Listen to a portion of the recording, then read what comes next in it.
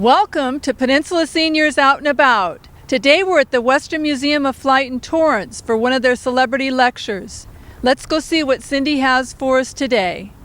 As part of the endeavor of the Western Museum of Flight to preserve living history, we are privileged to have with us today two gentlemen who played a significant role in aircraft development and technology. And they have graciously agreed to share their experiences with us today. We have Don Spalding and Ray Ulyate. And I've been saying Ulati all this time. I know. All right, Ray? That completes my portion of the presentation. I'm going to turn it over to my friend here. And he's the guy, Don is the guy that got me started in this thing. Thank you, Ray and Cindy. My name is Don Spalding. I'm a Doak aircraft historian. I will be covering the life and times of Edmund Doak. And it was just 50 years ago that Edmund Doak and a small team of talented engineers right here at Torrance Airport at Hangar 19, where Robinson helicopter is right now, were experimenting with a research airplane that could take off vertically and land vertically. But that's getting ahead of the story, so we're going to start at the beginning. So we're going to go back about 110 years ago, and Edmund Rufus Doak was born in San Antonio, Texas on January 6, 1898. He was the oldest of three children. His father was a livestock broker, and his mom was a newspaper reporter and early feminist. The family moved to Fort Worth, Texas shortly after. And in about 1905, Ed was in school and started reading about the Wright brothers. They had started flying, and he built models of the Wright planes. And he made them out of toothpicks and tissue paper, because that was the only material that he had available. And he even made creations of his own, from his own imagination of what an airplane should look like. One of the models was shown on the front page of a local newspaper, and I'm sure this was done through his mom. She had connections. And as the legend goes, Ed Doak was about 8 years old and was standing outside watching two storm fronts move towards each other and watching a tornado form. To the dismay of his mom, he would not come down into the cellar, the storm cellar, and stood there and watched it. He was transfixed. At the last minute, he did go into the storm cellar, and from that time on, he was fascinated with tornadoes and what he called go devils, which we call dust devils. After that, he had a fascination with funnel clouds, and he would go and chase dust devils on his bicycle with small slips of paper in his pocket, and as he would get into the dust devil, he would throw those slips of paper up and watch them rise to the top. At first, I thought that this was more or less a tall tale, but while I was going through some of Ed's personal papers, I found this envelope, and it had these three cutouts in it from newspapers, and they're all about tornadoes and cyclones. And so I believe that he really did have this fascination and was very interested in anything that had a vertical nature and force. In 1910, his father is ill, and the doctors don't know how to cure him. And his mom is a newspaper reporter, so she's heard about the miracle cures in Los Angeles by the Chinese herbalists. And so they decide to just pick up and go to Los Angeles and see if they can find a cure for Ed's father. At the same time, when they get to Los Angeles, there is the first aviation meet in the United States. And this was in 1910. Now, there's actually several aviation meets, and one of them was in 1911, advertised as a 1911, but it was actually more properly introduced as the second annual International Air Meet in Los Angeles. And if you look at the dates on here, you'll notice that it took place in 1910 and 1911. It overlapped. And so this is where Ed went And we know this because he said he remembers seeing Arch Huxley fly, and he only flew in the first half because he was killed in December 31st when his plane lost control and crashed. These are some of the planes that Ed might have seen at the air show.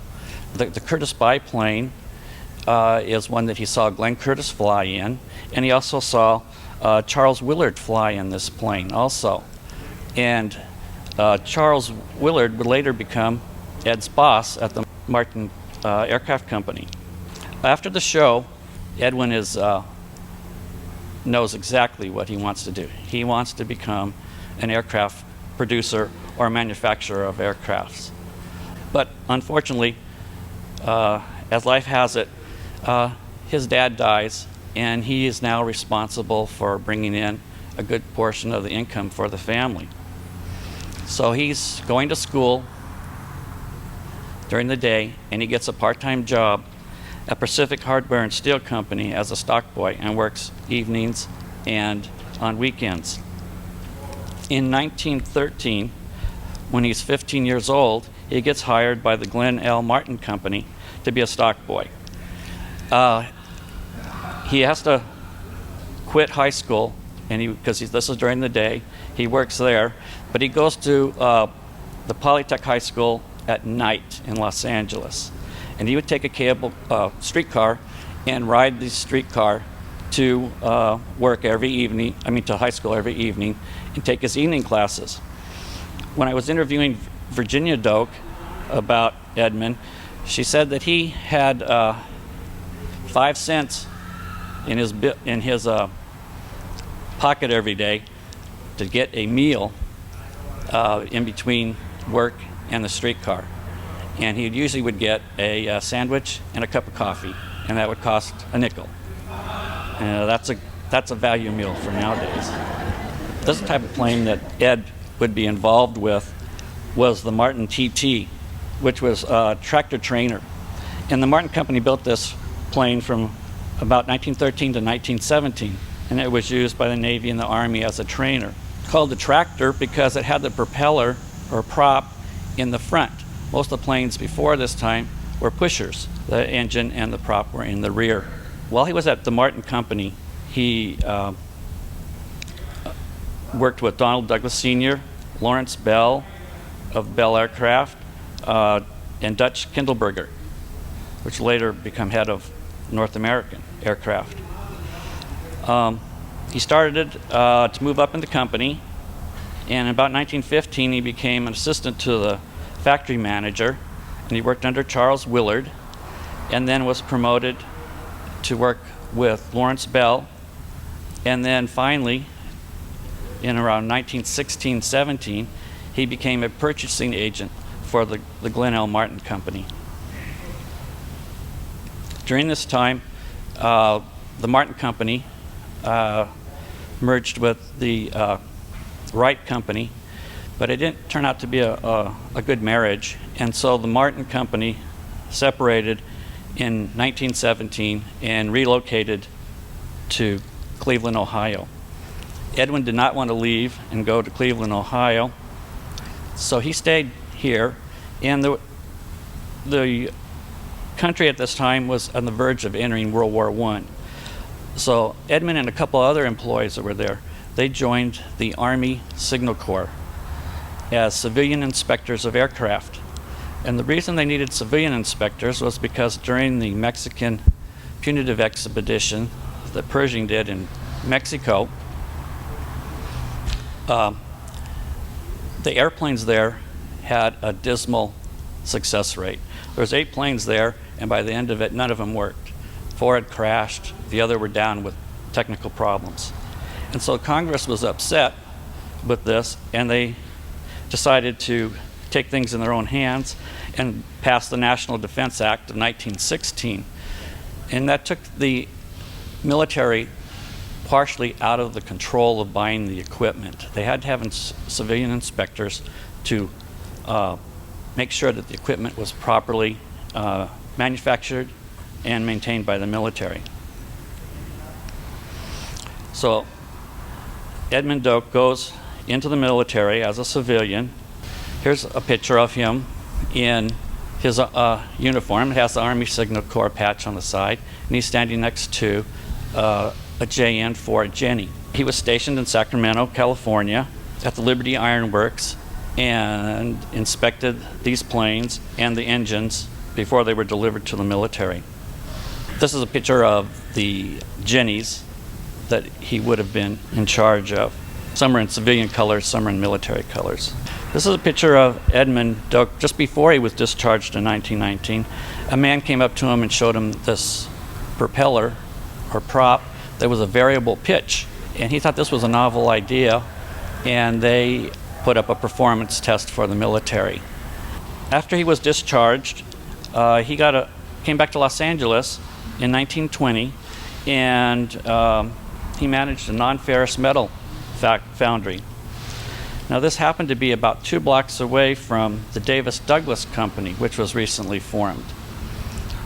Davis being a wealthy sportsman, and of course Douglas was Donald Douglas Sr.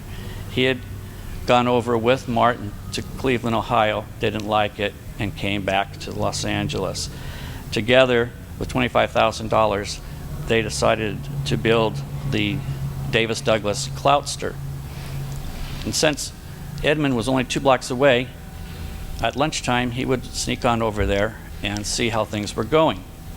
And he was friends with Donald Douglas Sr. and wanted to work for him. But they only had this one plane that they were building, and there was no jobs for Ed. So he worked at his other job patiently.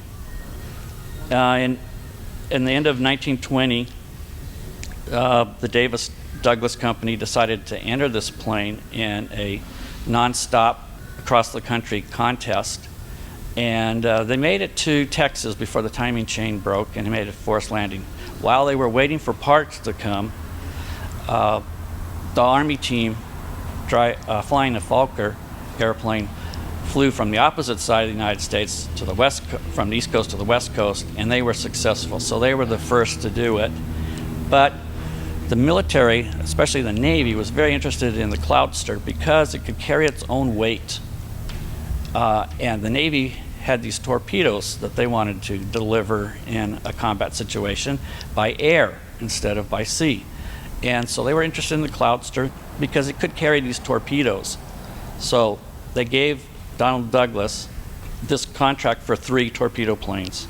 Now, it doesn't sound like much, but at the time it was a lot. And this allowed Donald Douglas to hire Edmund Do as a purchasing agent for him. This is Edmund Do in 1922. He's working at Douglas, and they are starting work on these Navy torpedo bombers, but at the same time, they've got the idea that they're going to build a plane and fly it around the world. And these would be the Douglas world cruisers, and it is a pretty unusual picture because most of the pictures you see, the plane is in flying configuration. Here you have it with the wings folded back as it would be on a carrier ship or the tender ship that they used to follow it around the world. The plane could have a landing gear, or it could have floats on it. They could haul the plane onto the tender ship and make changes for whatever configuration that they wanted. And Edmund was very proud of this plane and his involvement with it because he was the purchasing agent for it. He purchased all the parts for manufacturing it and all the spare parts that were used to get these planes around the world. It took 177 days. They started off with 4 planes. Only 2 made it around the world, but it was a feat that would bring Donald Douglas and his company a lot of military and civilian contracts. Here's another picture of the world cruiser with it in flying configuration, and this is the number 4 plane. Here's the first plane that I could find that I could contribute some of the design features to Edmund Do. It was in 1924. It was called the Speedway Marine. This is a model. I don't have too much information on it. I don't even know if it was ever built. In about 1926, Edmund Do and Woody Deeds started to work on a home-built airplane that they designed themselves. Now, Woody Deeds worked at Lockheed, and Edmund was at Douglas at this time. And they did this on their after hours at night and on weekends. And they also used techniques that were unusual for a home-built plane because they were using techniques that they had seen where they were working. So they were using aluminum fuselage that they were putting together. They had folding wings on it, and were using the latest techniques available. Where most home-built aircraft at this time were made from wood. Here's another picture of Edmund Do and Woody Dees, and you can see some of the fuselage there, the aluminum fuselage that they're working on. At this time at Douglas, while he was working on the Douglas T-2D1, which was a torpedo bomber.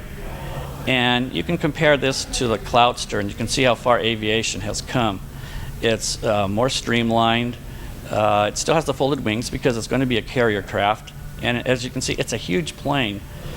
And to be on a carrier, you had to have the wings folded up. It just, no way to store it. Here's another picture of Ed in 1928. And he's standing next to a Vought 02U1 Corsair. This was probably during one of his purchasing duties where he was checking out other companies and seeing what was available. Okay, this is in 1930. We'll back up just a little bit. In 1929, Ed meets his sweetheart, Josephine Vale, and he marries her, and they move to West LA. He's still working at Douglas Aircraft, and he's still working on the Sportster. But in 1930, the Doak Deed Sportster is finished, and he premieres this airplane at the opening of Mines Field Air Show that they had in 1930. Ed did not fly. When I was talking to Virginia Doak, she said he told her that he never wanted to fly. He just liked to build things. So this airplane was flown by a Douglas test pilot named Eric Springer. And he flew it about 4 times at the show for a total of an hour. And the people loved it. They flocked around it, wanted to get their pictures taken next to it. It was one of the hits of the air show. At this time also, Ed joined the Army Air Corps Reserve, and he was working in a multi-function position. He was a go-between between the Army and contractors.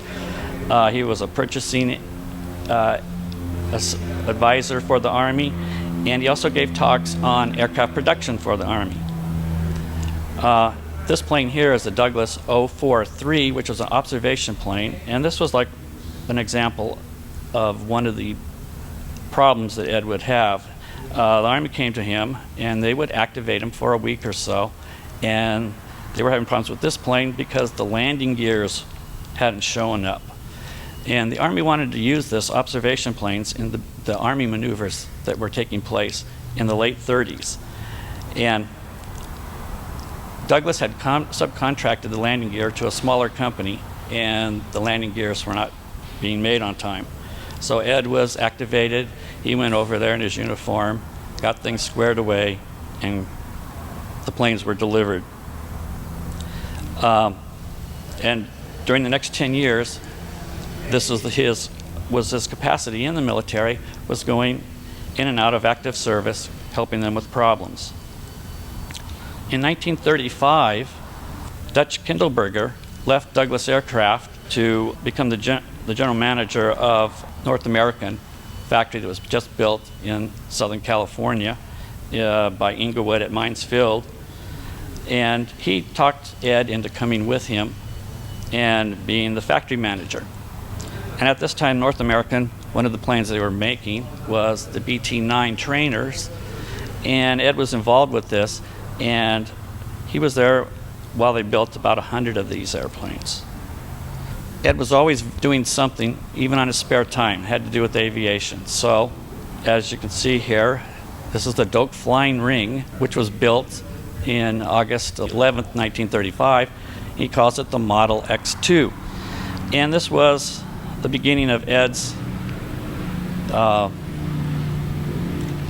active participation in trying to make an aircraft do vertical takeoff from his inspiration from tornadoes and dust devils. It appears to be a ring that when an airflow is conducted underneath it will levitate. And so he was directing an airflow to levitate this ring. I do know someone told me that the device in the center is the bell of a trombone that he used, and ran a propeller down through the mid shaft of it to cause the ring to elevate. In 1937, Douglas lures Edmund Doak back to Douglas Aircraft, and he becomes assistant general manager of the Northrop division, which was a subsidiary of Douglas, which was located at the El Segundo plant. Later on, while he was there, he was promoted to vice president of Douglas. But during his time at the El Segundo plant, he worked on the Douglas DC-5, the Douglas DB-7, which is known as 820 in the American military. This was an early contract that they had with the DB-7 for the French. These planes were delivered to France, and war broke out with Germany. The bulk of them were delivered, but there was a group that had not been delivered. Those were later delivered to England. On the lower part of the slide, you can see the fuselages being made at the El Segundo plant. Another plane that they made there was the A-17A attack fighter that Douglas made, and also the BT-1. And both of these planes are the predecessors to the Douglas SBD Dauntless. In 1939, Edmund Do decides that he'd like to go and try this on his own without being associated with another company. The first thing he does is he resigns from the military. He knows that the war is going to start soon, and he doesn't want to be involved with the military. He wants to be on the home front building airplanes. He also takes a well-deserved vacation with Josephine, his wife, to Alaska on a cruise, after which Ed tours the United States and looking at different aircraft companies to see how they produce airplanes, to see if he can get any other ideas for his own company that he wants to build. So Ed he decides that he needs to find a spot in Southern California for an aircraft company, and one of the things that he's always looking for is a railroad link. He wants to have a property that is close to a railroad link so that they can ship the planes. So he decides to call on his friends to help him with this company, and one of them that decides to join him in this endeavor is Keith Ryder, who worked with him at Douglas. And Keith at this time is building race planes, so he's going to be bringing his knowledge of these racers into the company. And as you can see by this slide, they're pretty modern looking for the time, and they're all designated as an R2, R3, R4. I think they go up to R6. And he had quite some success with these airplanes. Another person that he wants to get involved with this company is his old friend Woody Deeds. Woody Deeds was working at Lockheed, and he was involved with making the tooling for the plywood Lockheed Vega. And currently at that time, he was working at the Ryan Company, and he was building in charge of building military trainers such as the PT-22.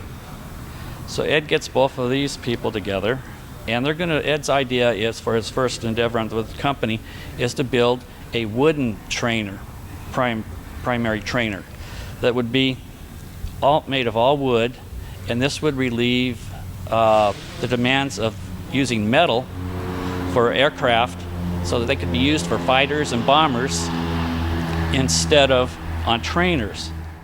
They started to build this plane in 1940, and the spot that Ed had chosen was in Hermosa Beach on Sepulveda Boulevard, and this is a picture of the location. It was a small plant. It was only 11,000 square feet, but as you can see, they had everything that you needed. And here's a picture of the Doak DRD-1, which stands for Doak, Ryder, and Deeds. And I feel sorry for Woody Deeds because he's always the last one on the name of the plane for some reason. But they began testing in 1941 after they built this one plane. They only had one that was built. And As you can see, it looks pretty hefty there. It's all wood. And here's a picture of Ed standing next to it while it was being constructed. And I'm always amazed at the plywood sides there, the laminated wood sides. They're all it's beautiful. It's a work of art, actually, for woodworking. But then, December 7th, 1941, Japan attacks Pearl Harbor. This is a turning point for Ed and his aircraft company. No one had expressed any interest in his trainer, but he was getting some feelers for producing aircraft parts from Douglas and Lockheed. But their parts were all going to be metal. So Ed had a problem here. But he came to a good solution. In 1939, when he was touring the United States, he had also, because he was thinking about making a wood trainer, he had also visited some wood furniture companies that produced wood furniture. And he decided to call up one of these factories that he had gone to, which was the Kroller Furniture Company. And he made a deal with them, and they opened up the Kroller Doak aircraft parts. And it was a division of Kroller Manufacturing Company in Naperville, Illinois. And he gave them all the tooling that he had for the wood parts for his plane, and any employees that wanted to go with them. And they went to, and they also had a small contract for control surfaces, wooden control surfaces. A lot of the planes still had wooden control surfaces at this time. So he puts all of the wood, anything associated with wood construction, to Kroller Furniture, and they take over that part of his business. So now he wants to go and use the metal construction parts, and he needs new machinery. He needs a new building. He needs a bigger building. He finds a place in Torrance that has his railroad link. There's railroad tracks right next to this building. It's at 2321 Abalone Avenue in Torrance, California. As you can see, the top two photos are of an old, run-down glass factory, and it's in pretty sad shape. But he gets it, and he remodels it and even adds to it. And the bottom photo is that same building after he got done. So Ed gets these contracts for making metal parts, and he needs to expand his factory. And with expansion, you need more workers. And the men in the plant originally were only about 350, but these are disappearing because they're going into the war effort to fight in the service.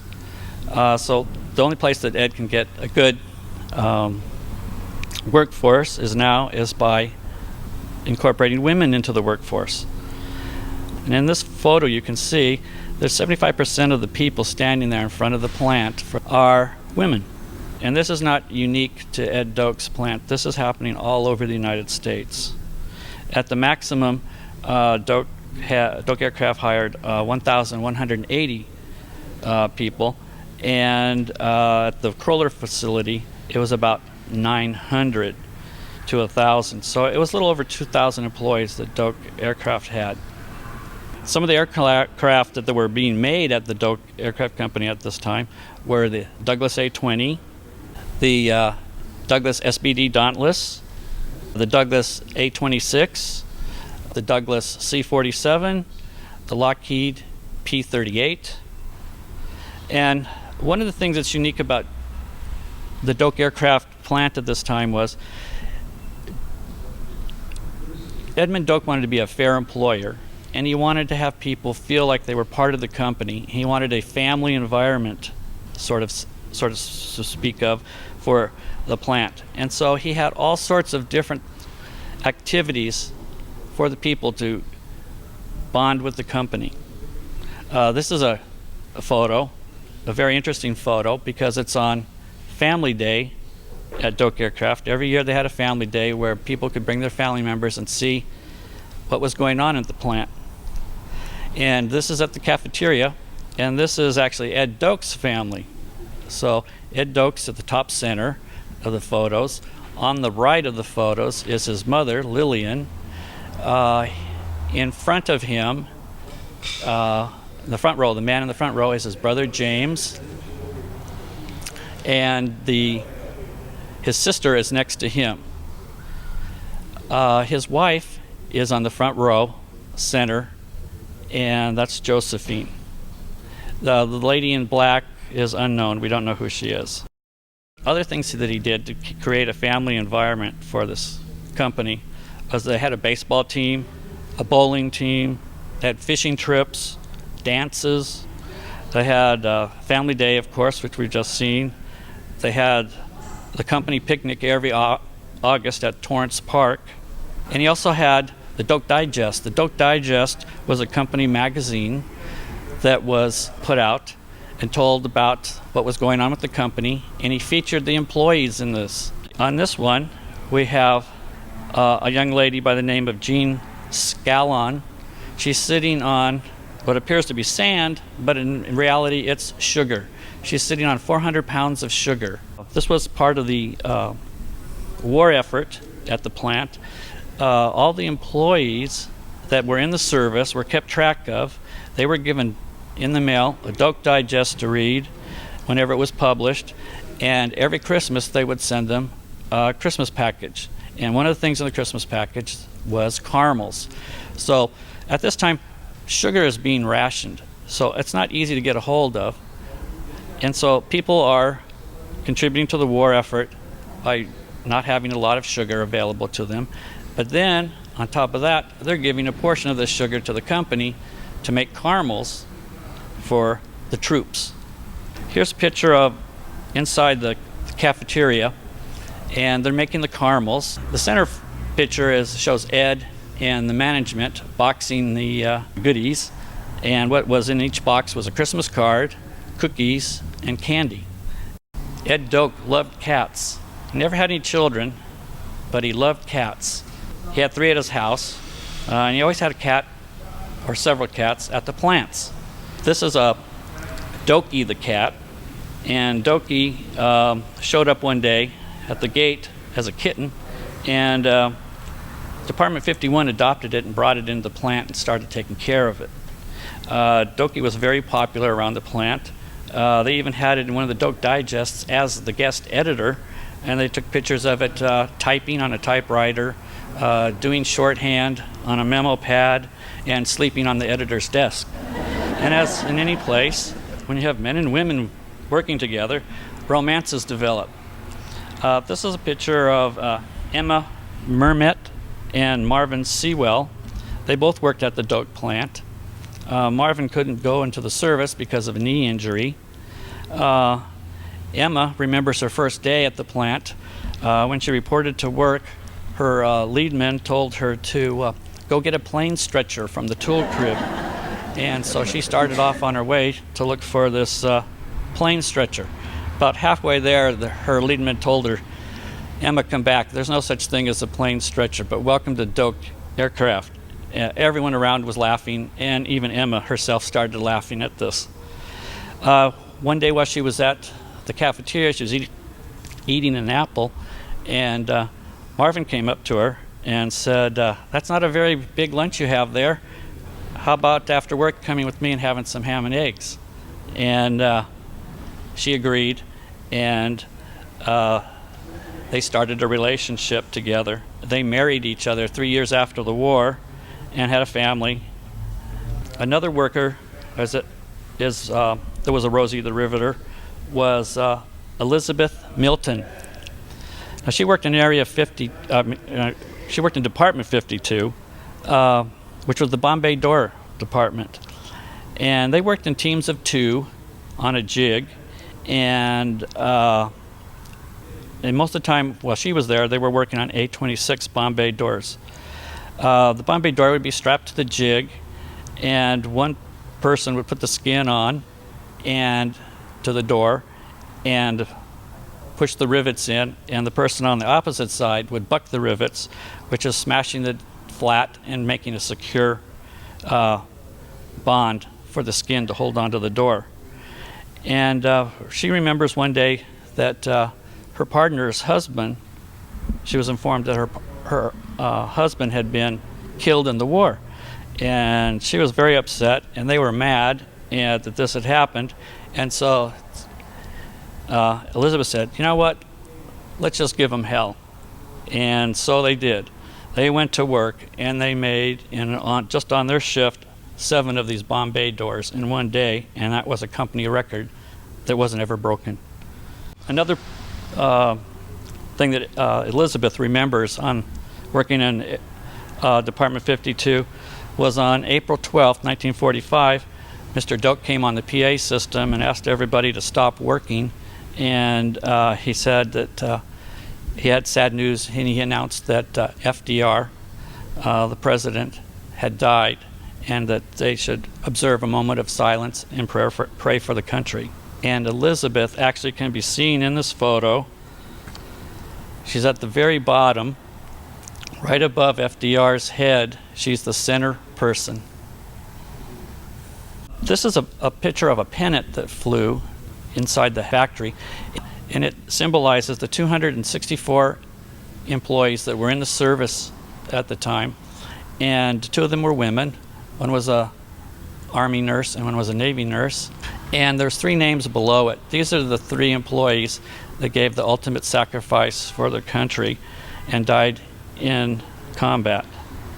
One thing that Ed was very proud of during his time with this company during the war years was the Army-Navy Excellence Award that he received and all the workers received.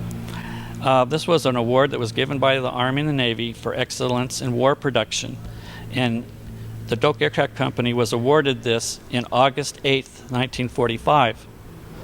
Only 3% of all the factories received this award, so it was highly praised. Qualifications for getting this award were you had to meet production goals or exceed them, had to have low waste, a low reject of parts, had to have a good employee safety records, you had to participate in the war bond drives, you had to show that your company was participating in the war effort besides just production, and have employee high morale in this place. I actually have one of the pins here. It's very small, but it's a very beautiful pin, and each of the employees were given one of these. This is a picture of the presentation, the award, and as you can see, it's quite an affair. There's military officials there, Ed Doak's there, all the employees are there. There's banners and flags everywhere. At the end of the presentation, Ed had told everyone to stay in their seats, don't leave, I have a special thing for you to see. And he asked everybody to look up in the air, and at that time, a Ryan Fireball FR-1 aircraft flew overhead. And this is an unusual type of airplane. It has a jet engine in the back and a propeller engine in the front, and it was Ryan's latest addition for fighter supremacy over the Pacific. And they wanted these to get out to the front as fast as possible. They gave the rear fuselage and the control surfaces to be built at Doak Aircraft. And this was a $5 million contract. It was just quite a lot for the time. It was supposed to be approximately 1,200 aircraft were going to be built. So this was quite an affair. And here's the E award flag that's flown over the plant when you earn this award. And every 6 months after that, you can get a white, if you meet your goals, you can get a white star attached to the flag. The water tower there was a Torrance landmark for years. It's over 100 feet in the air. It held 100,000 gallons of water, and it was used for the fire sprinkler system in the plants. So if a fire came in any of the plants, they would release the switches and the water would come draining down into the plants. 2 weeks after the E award, the war ended. So the Ryan Fireball contract was canceled. They only completed the ones that were actually in production or had already been finished. And I think only 66 of these aircraft were ever built. These are the hard times for Doak. These are the lean years because almost all the contracts are dwindling to nothing. The workforce isn't needed to be as big, his factory doesn't need to be as big, so he has to tool down everything. This is a U.S. patent on a metal pedal car for children. So Ed was it's sort of in the shape of an airplane or a rocket ship, I'm not sure which. Was never produced, but Ed was pretty desperate, and he was even thinking of going into the toy business. At the time, he was also building aluminum lawn chairs for another company to keep his company afloat. In 1950, when the Korean War started, Ed was getting some contracts from Douglas again, so this helped keep the company afloat. Plus, he got an Army contract for flying Jeeps, which Ed called GEMS, which was ground effect machines. The Army was crazy about getting a flying Jeep. They wanted to have a flying Jeep. And so these are some of the concepts that Ed came up with. Here's one of his original drawings. And in the lower left-hand corner, you can see the flight mechanism that he was going to be using. Here's a wind tunnel picture of one of the gems that he worked on. This is the FX1, and it's about anywhere from 12 to 13 inches in diameter. The vertical tail stabilizer is missing on this model, but this is one of the wind tunnel examples that he used for testing with the military money that he received.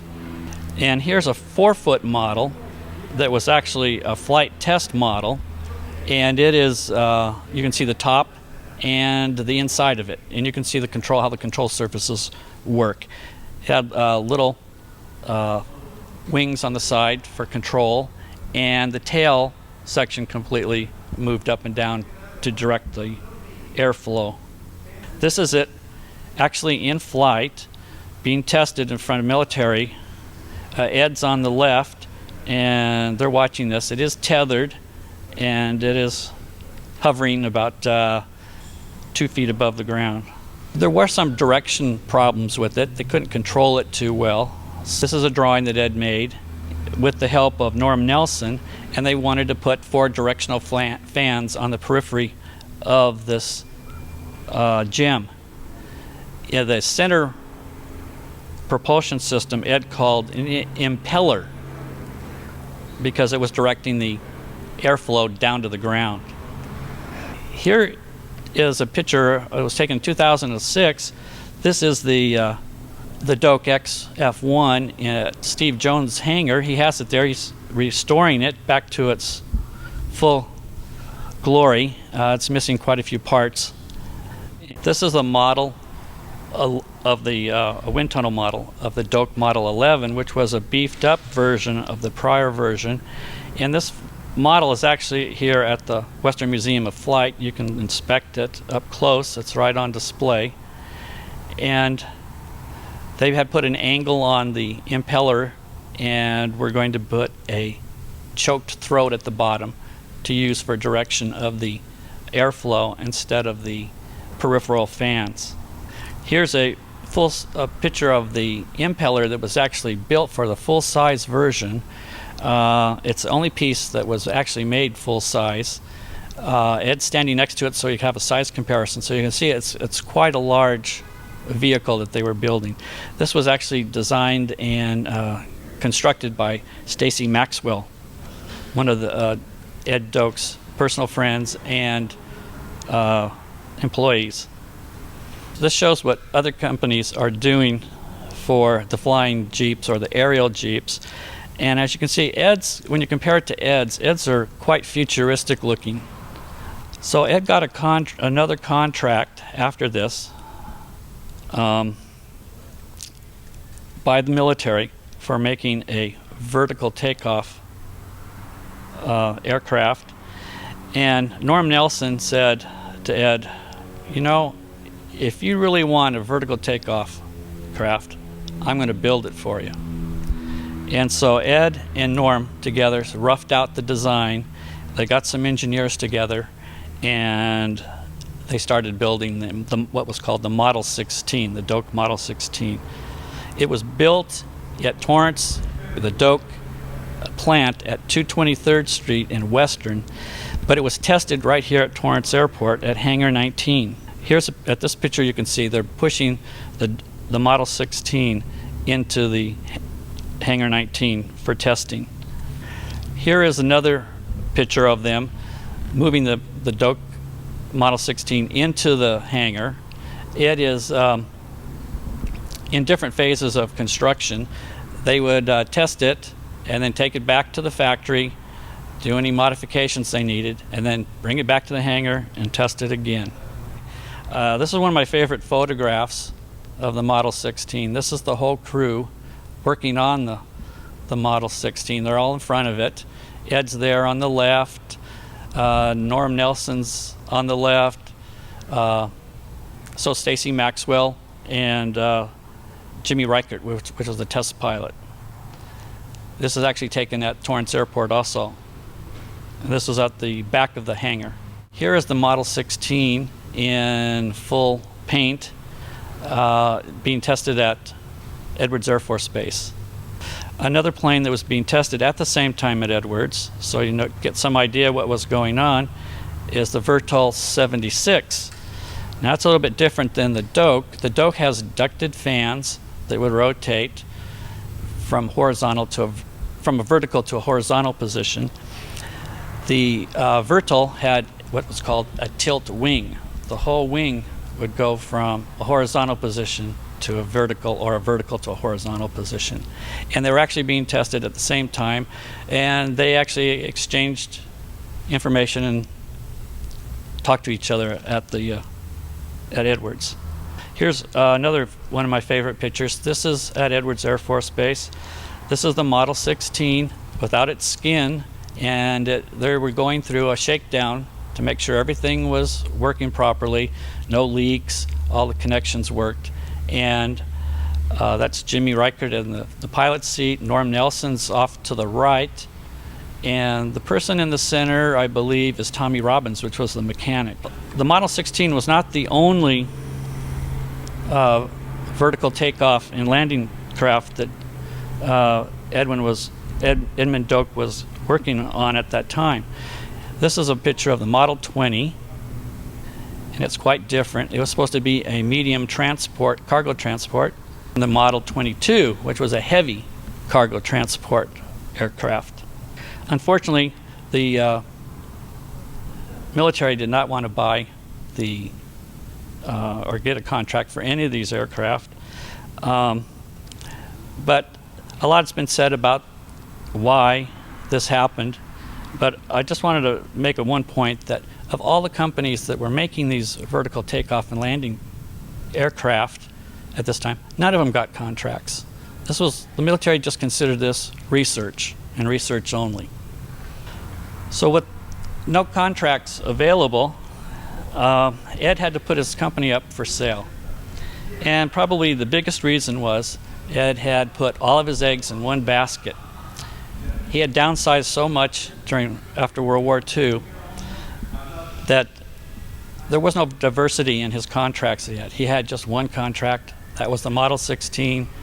He got $1 million to build it. He had to put $300,000 of his own money to finish the project, and it was the end of the line.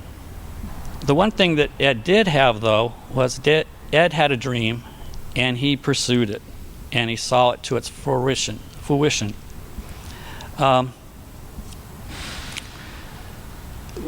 He consolidated all of his money, sold Doak aircraft, all the tooling, all the buildings, and he bought himself a small workshop on Border Avenue.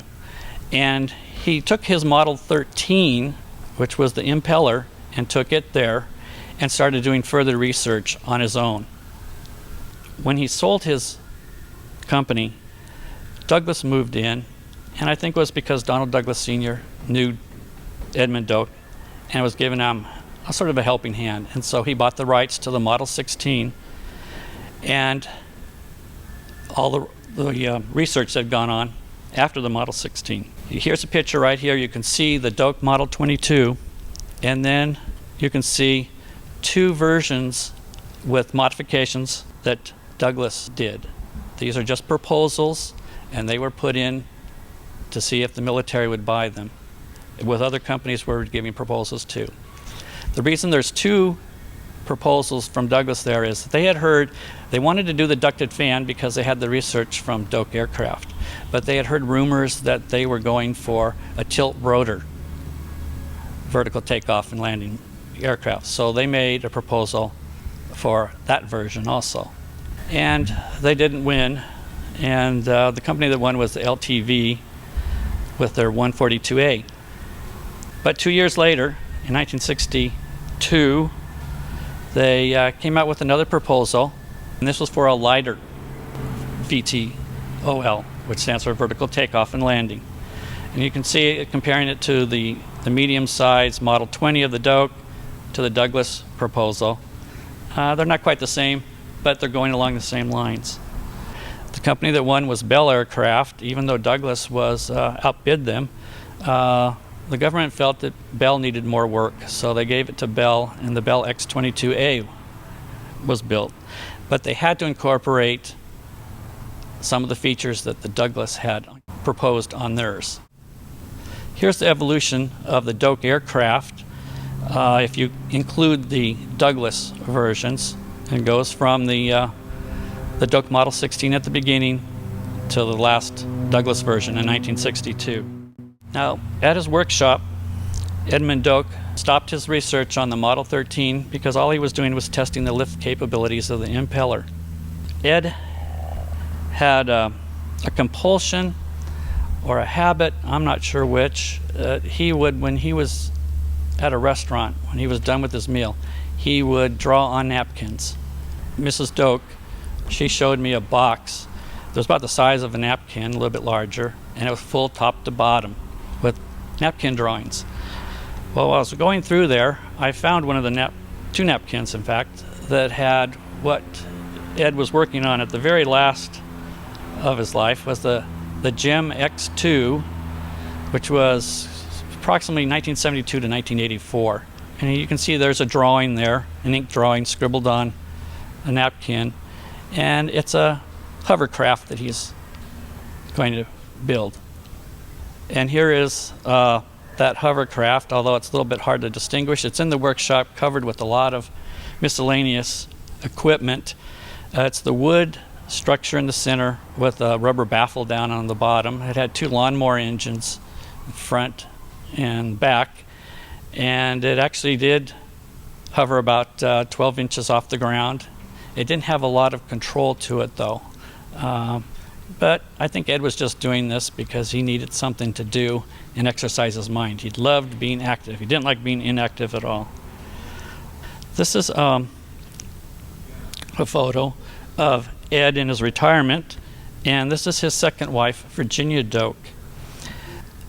Another thing that happened, we'll back up a little bit, in the 1959-60 period was a hard time for Ed. He didn't get any contracts from the Model 16, so he had to sell his business. His mother died. His first wife, Josephine, became ill and had cancer, and she soon died afterwards. So he was going through all of this, personal problems, but he managed to keep going. In 1962, he met Virginia Mueller, and he married her. This is Virginia right here on the left. In 1986, Ed dies. Virginia, when I interviewed Virginia, I was asking about his death. I didn't want to be too nosy, but she said that he wasn't feeling too good for a week or so, and he came to breakfast and he said, you know, I'm not feeling well, I should go to the hospital. So they took him to the hospital, and he died about 3 days later of pneumonia. This is a copy from the Daily Breeze for his obituary. This is a picture of the impeller that Virginia Doak, she always liked this impeller that they had out at the workshop. And she donated it to the city of Torrance because she said it reminded her of a piece of sculpture. And it's right out on the General Aviation Center on the flight line side. You can see it there. It's open to the public. This is a a great photo of what's happened and verifies what the Doak Aircraft Company was doing in the 50s and 60s. It seems we've come full circle. This is the American Dynamics AD-150. It is a unmanned aerial vehicle and is nicknamed the Battle Hog. It's for the Marine Corps. It's in production now. It's in testing, and it is a ducted fan aircraft. It has a bomb bay door in the center. It can drop bombs, or it can be used for aerial reconnaissance. And what I found interesting when I was looking at the company specs, it's very close to the same size as the Model 16. It is a carrier-based aircraft. And I just think it shows how far Ed Doak's vision was ahead of his time, and his a tribute to his engineers for what they came up with. That concludes my talk.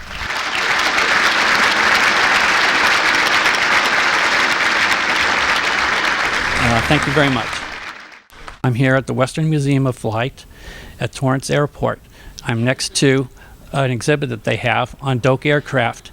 This is a wind tunnel version of the Doak 11, which was a ground effects machine, which is called a GEM.